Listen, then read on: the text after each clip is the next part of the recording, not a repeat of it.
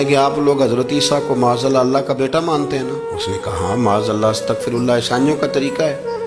اس نے کہا کہ یہ نہیں مانتے حضرت عیسیٰ کو اس طرح۔ اب اس سے ایک نیا کوہرام کھڑا ہو گیا دربار میں، ایک نیا طیش، مذہب کا کارڈ استعمال ہو گیا، ایک نئی مصیبت کھڑی ہو گئی۔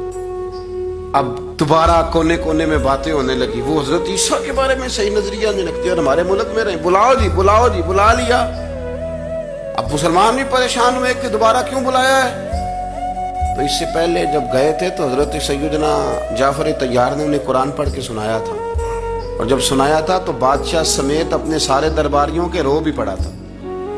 اب جب دوبارہ بلایا گیا تو کہا ہم نے سنا ہے کہ حضرت عیسیٰ کے بارے میں تمہارا نظریہ ٹھیک نہیں، بتاؤ تم کیا کہتے ہو؟ تو حضرت جعفر طیار کہتے ہیں وہاں بھی میں جھجکا نہیں، کیونکہ میں نے وعدہ کیا تھا کہنا وہ ہے جو میں نے اپنے نبی سے سیکھا ہے صلی اللہ علیہ وسلم، وہی کہنا ہے، سچی بات۔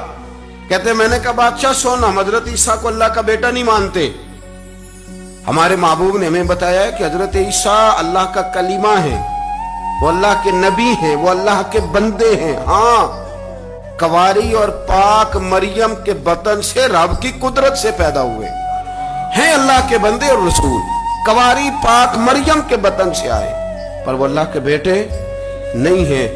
بادشاہ کہنے لگا جاؤ جا کے آرام سے رہو اپنے وطن میں، یہ تمہارا وطن ہے، اسی میں سکون سے رہو۔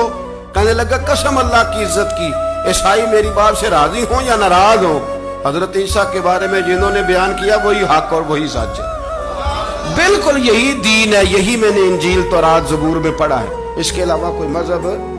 اس کے حواری کہنے لگے یہ بھی آپ نے ان کی مان لی، کا نہیں ان کی نہیں مانی، ضمیر کی مانی ہے۔